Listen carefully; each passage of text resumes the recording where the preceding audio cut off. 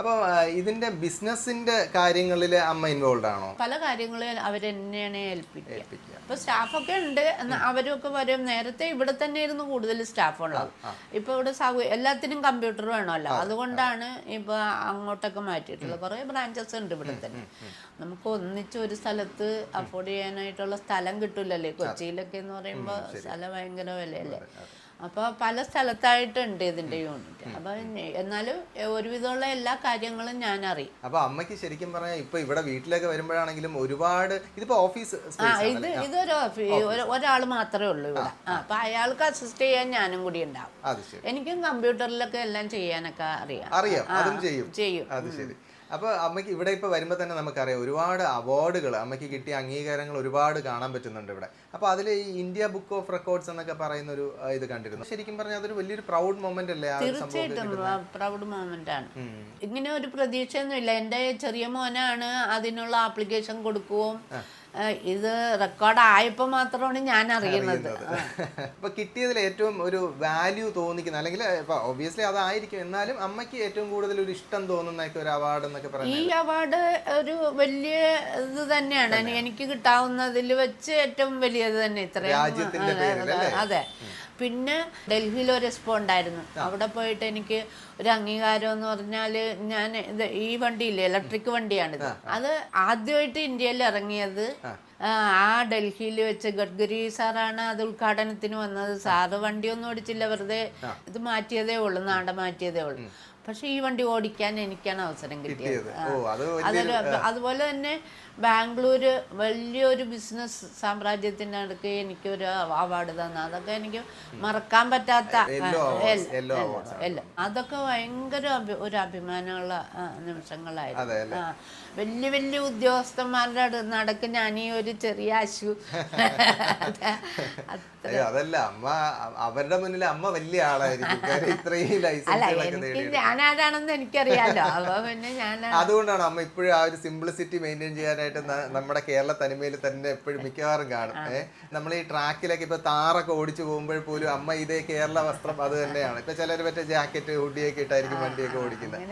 അങ്ങനെയൊന്നുമില്ല. അമ്മ ഒരു ഹെൽമെറ്റ് മാത്രം വെക്കും അല്ലെ, സേഫ്റ്റിക്ക്. ബാക്കി ഇത് തന്നെ എപ്പോഴും ഇങ്ങനെ തന്നെയാണ്. പക്ഷെ അതൊരു ഭയങ്കര കൗതുക കാഴ്ചയാണ്. കാര്യം എന്ന് വെച്ചാൽ നമ്മുടെ മലയാളിയായിട്ടുള്ള ഒരു വ്യക്തി എന്നുള്ള ഒരു ഐഡന്റിറ്റി എവിടെ പോയാലും ഉണ്ടാവും അല്ലെ. അമ്മ ഇപ്പൊ ന്യൂഡൽഹി പോയാലും ശരി, US പോയാലും ശരി, എവിടെ പോയാലും ഈ ഒരു പോകുമ്പോ പിള്ളേര് പറയും അമ്മ ചുരിദാർ ഇടേ, എനിക്കത് തുണി കൊടുക്കാത്തതിന് തുല്യമാണ് ആ ഡ്രസ്സ് ഉപയോഗിക്കാൻ. അതെ, ഞാൻ ശ്രദ്ധിച്ചത് അതുകൊണ്ടാണ്. ഈ താറൊക്കെ ഓടിക്കുമ്പോ അമ്മ ഇതേ ഡ്രസ്സിൽ തന്നെയാണ് മിക്കവാറും അമ്മ ഓടിക്കാറ്. അപ്പോൾ ഞാൻ ആലോചിക്കുക, അതൊരു ഭയങ്കര കൗതുകമാണ് നമുക്ക് കാണുമ്പോൾ. ചിലപ്പോൾ അതല്ല എങ്കിൽ ചിലപ്പോൾ നമുക്ക് നമ്മുടെ ഒരാളാണെന്ന് ചിലപ്പോൾ തോന്നില്ല, ഒരു മലയാളിയാണെന്ന് ചിലപ്പോൾ തോന്നില്ല. ഇത് കറക്റ്റ് നമുക്കറിയാം നമ്മുടെ മലയാളിയാണ് എന്നുള്ളത്. അപ്പൊ ആ ഒരു ഐഡന്റിറ്റിയും കൂടെയാണ് അമ്മയുടെ ഈ ഒരു പ്രശസ്തിയിലൂടെ വളരുന്നത്. എന്റെ മനസ്സ് വേറെ എന്ത് ഡ്രസ് ഇട്ടാലും എനിക്ക് ഒരു കംഫർട്ട് തോന്നില്ല. സാരി അല്ലെങ്കിൽ ഇത് ഇങ്ങനെ കൊടുത്താലും മാത്രമേ എനിക്കൊരു കംഫർട്ട് തോന്നുള്ളൂ. അമ്മ ഇപ്പൊ A to Z ശരിക്കും പറഞ്ഞാൽ നമുക്ക് കേരളത്തില് വിവിധ ഇടങ്ങളിൽ ഉണ്ടെന്ന് തോന്നുന്നു. എത്രത്തോളം? വിവിധ ആലപ്പുഴ, ചേർത്തല, അരമല്ലൂർ, അങ്ങനെയുള്ള ബ്രാഞ്ചസ്, കോട്ടയം, വൈക്കം. കേരളത്തിലെ ആദ്യത്തെ ഓട്ടോമൊബൈൽ ഡിപ്ലോമ പാസ്സായ മോളാണ് ഞങ്ങളുടെ മോള്. അത് ശരി. അന്നൊന്നും വനിതകള് ഓട്ടോമൊബൈലിൽ പഠിക്കില്ലല്ലോ. അപ്പൊ അച്ഛന്റെ ആഗ്രഹപ്രകാരമാണ്, അല്ലാതെ കുട്ടികളുടെ ആഗ്രഹപ്രകാരമല്ല. മൂത്ത മോനാണെങ്കിൽ ഭയങ്കര വണ്ടി ക്രൈസ് ആയിരുന്നു. ബാക്കിയുള്ളവരൊക്കെ ഇതിലോട്ട് ഓട്ടോമാറ്റിക് ആയതാണ്. അപ്പൊ ആ മോളും കോട്ടയത്ത് ഡ്രൈവിംഗ് സ്കൂൾ നടത്തണം. A to Z തന്നെയാണ് അവള് വൈക്കം ആ ഡ്രൈവിംഗ് സ്കൂൾ അവള് തന്നെ. നമുക്കപ്പോ എത്ര ബ്രാഞ്ചുകളുണ്ട്? 23 ബ്രാഞ്ച്. 23 ബ്രാഞ്ച് ഉണ്ട് അല്ലേ. അപ്പൊ അതിലൊക്കെ അമ്മയുടെ ഒരു നോട്ടം ഉണ്ടാവുമായിരിക്കും. തീർച്ചയായിട്ടും എല്ലാ കാര്യത്തിലും ഒരു അഭിപ്രായവും കാര്യങ്ങളൊക്കെ ഉണ്ട്. ഇത് ഇനിയിപ്പോ നമുക്ക് ഏത് രീതിയിലാണ് ഇതിനെ വികസിപ്പിക്കുക, അല്ലെങ്കിൽ ഇതിനെ എക്സ്പാൻഷൻ എന്ന് പറയുന്നത് ഇപ്പൊ നമുക്ക് സാധ്യത ഇല്ലാത്ത ഒരു കാര്യം സ്പേസ് ആണ്. അത് ഹസ്ബൻഡിന്റെ ഒരു തോട്ടിലുണ്ടായിരുന്നു, വലിയൊരു എഞ്ചിനീയറിംഗ് സ്കൂള് ഒരു സ്ഥലത്ത് തന്നെ ഹോസ്റ്റൽ സൗകര്യം അങ്ങനെയൊക്കെ ആക്കണമെന്നുണ്ടായിരുന്നു. ഇതിപ്പോ നമുക്ക് പല സ്ഥലത്തും ബ്രാഞ്ചസ്, ഇപ്പോൾ ഒരു 4 ഏക്കറുകളും കളമശ്ശേരിയിൽ എടുത്തിട്ടുണ്ട്. അവിടെ നല്ല കാണാനൊക്കെ നല്ല ഭംഗിയുള്ള കെട്ടിടങ്ങളും കാര്യങ്ങളും ട്രാക്കൊക്കെ ഇതാക്കിയിട്ടുണ്ട്. പക്ഷെ ഹോസ്റ്റൽ സൗകര്യം കൂടി കൊടുക്കാനുള്ള ഒരു സ്പേസ് നമുക്കില്ല. നമുക്കൊരു 10-50 ഏക്കർ ഒക്കെ ഒന്നിച്ച് കിട്ടിയാൽ മാത്രമേ അങ്ങനെയുള്ള എല്ലാ സൗകര്യങ്ങളോടും കൂടി ഇത് നടത്താൻ പറ്റുള്ളൂ. അതിന് കൊച്ചുമക്കളുടെ കാലത്ത് നടക്കണമെങ്കിൽ നടക്കട്ടെ എന്നുള്ളതേ ഉള്ളൂ. ഇപ്പോൾ ഉള്ള സൗകര്യത്തിലൊക്കെ നമ്മൾ അത് എസ്റ്റാബ്ലിഷ് ചെയ്തുകൊണ്ടേയിരിക്കുവാണ്. ഇപ്പം ഇതൊരു ഫാമിലി ബിസിനസ് ആണല്ലേ? അതെ, ഫാമിലി ബിസിനസ്. അപ്പൊ പുറത്തുനിന്നും ആരും എന്തായാലും ഇൻവെസ്റ്റേഴ്സ് അങ്ങനെയൊന്നും ഇൻവെസ്റ്റേഴ്സ് ഇല്ല. എല്ലാരും പറയണുണ്ട് ദുബായിൽ ഫ്രാഞ്ചൈസി കൊടുക്കുക, അവിടെ ഫ്രാഞ്ചൈസി കൊടുക്കുക. അപ്പൊ നമ്മുടെ ക്വാളിറ്റിയും നമ്മുടെ ഇതും ഒക്കെ നഷ്ടപ്പെടുമെന്നുള്ള ആ ഒരു കാഴ്ചപ്പാടാണ്. നമ്മൾ നോക്കി നടത്തും പോലെ ആവില്ല എന്നുള്ളത്. നമ്മളിപ്പോ പറയാറുണ്ടല്ലോ, നമ്മളെ വണ്ടി നമ്മൾ സൂക്ഷിക്കുന്ന പോലെ ആവില്ല. തൃശ്ശൂരും ഉണ്ടായിരുന്നു, പക്ഷെ പിന്നെ അത് അങ്ങോട്ട് നോക്കാൻ പറ്റാതെ വന്ന് നിർത്തി. ഇനിയിപ്പോ വേണമെന്ന് ആഗ്രഹിക്കുന്നുണ്ട്.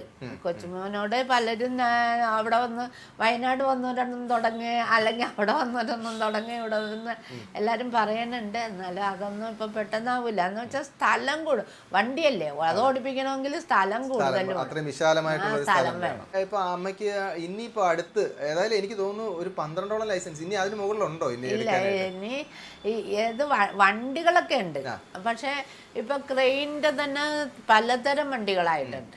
അതൊന്നും ഓടിപ്പിച്ചിട്ടില്ല. ഇപ്പൊ നമ്മള് എവിടെയൊക്കെ കാണുന്ന മെട്രോയൊക്കെ പണിയുന്നിടത്തൊക്കെ പലതരം എക്യുപ്മെന്റ്സ് കിടപ്പുണ്ട്. അതിനൊക്കെ ക്രെയിൻ എന്നും പറഞ്ഞ ഒരു ലൈസൻസേ ഉള്ളൂ. അപ്പൊ ഇനി ലൈസൻസിന്റെ വെറൈറ്റി വരാൻ ഇല്ല എന്നാ തന്നെ തോന്നുന്നു. ഇനിയിപ്പോ ട്രെയിനും പ്ലെയിനും ഒക്കെ മാത്രം കപ്പല് അതൊക്കെ ഉള്ളൂ ബാക്കി. ബോട്ട് ഓടിക്കണമെന്ന് ആഗ്രഹം ഉണ്ടായി, അത് ബോട്ട് ഓടിച്ചു വരും. സാമ്പ്രാണിക്കൊടി എന്നൊക്കെ പറയുന്ന ആ സ്ഥലത്ത് വേമ്പനാട്ട് കായലില് അമ്മ നിന്ന് ഓടിച്ചു. അത് ഞങ്ങൾ പോയ ആ വണ്ടി അല്ല ബോട്ട്, അതിന്റെ സ്രാങ്ക് പറഞ്ഞ് ഓടിക്കണമെങ്കിൽ ഇരുന്നോ ഓടിച്ചോന്ന് പറഞ്ഞ് അങ്ങേര് നമ്മള് വലിയ ഈസി ആയിട്ട് തോന്നി. പക്ഷെ അതിന് കുറെ പഠിക്കാനുണ്ട് അത്രേ. എന്തോ ഈ വെള്ളത്തിന്റെ ലെവലും കര, ചില സ്ഥലത്ത് കരയുണ്ടാവും, അവിടെയൊക്കെ പോയി ബോട്ട് തറഞ്ഞു പോയാൽ പൊളിയും അങ്ങനെയൊക്കെ ചെയ്യും. അപ്പം അതൊരു ഇത്തിരി എക്സ്പീരിയൻസ് ഉള്ളവർക്ക് മാത്രമേ ഓടിക്കാൻ പറ്റൂ. നല്ല ആഴമുള്ളിടത്തു കൂടി നമ്മൾ ഓട്ടോടിച്ച ആരും എതിരെ വരാനൊന്നുമില്ല. അതുകൊണ്ട് കരയിൽ ഓടിക്കുന്ന നമുക്കാണ് അല്ലേ. ഒരുപാട് ആൾക്കാർ ഇപ്പൊ ഞാൻ മനസ്സിലാക്കിയിട്ടുള്ള കുറെ സ്ത്രീകള് ലൈസൻസ് എടുത്തിട്ടുണ്ട്, പക്ഷെ അവര് നിരത്തുകളിൽ അവർ ഓടിക്കാൻ പേടിയുണ്ട്. പേടിയുള്ളവർ പലരും ഉണ്ട്, ഇപ്പോഴും പേടി മാറാത്തവരും ഉണ്ട്. ഇപ്പൊ നമ്മളെ പേടിയുള്ളവർക്ക് വേണ്ടി പ്രത്യേകതരം കോഴ്സുകൾ തുടങ്ങിയിട്ടുണ്ട്. ഇപ്പൊ ഒരു ധൈര്യത്തിന് മാത്രമാണെങ്കിൽ ഒരു 6 മണിക്കൂർ കൊണ്ട് ഒറ്റ ദിവസം കൊണ്ട്, സമയമില്ലാത്തവരാണെങ്കിൽ ഒറ്റ ദിവസം കൊണ്ട്, അല്ലെങ്കിൽ 2 ദിവസം കൊണ്ട് അവർക്ക് ആ കോഴ്സ് ചെയ്ത് കൊടുക്കും. അവരെ ABCD, അതായത് ആദ്യത്തെ ക്ലാസ് തുടങ്ങുന്നത് പോലെ തന്നെ എല്ലാ ക്ലാസ്സുകളും എടുത്ത് പാർക്കിങ് എല്ലാം A to Z പഠിപ്പിച്ചു കൊടുക്കും. അങ്ങനത്തെ ഒരു കോഴ്സുണ്ട്. പിന്നെ കുറച്ചും കൂടി ഒരു ദിവസം കൊണ്ടൊന്നും ആവില്ലെന്ന് തോന്നണവർക്ക് 1 വീക്ക് ഒരു ക്ലാസ് കൊടുക്കും. ഇവർക്ക് ഇപ്പം മാനസികമായിട്ടുള്ളൊരു ഇതുണ്ടാവും. അതിന് അവരെ അത് കൗൺസിലിംഗ് പോലെ ചെയ്യണില്ലെങ്കിൽ ക്ലാസ് എടുക്കണവര് തന്നെ ഒരു മോട്ടിവേഷൻ കൊടുക്കും.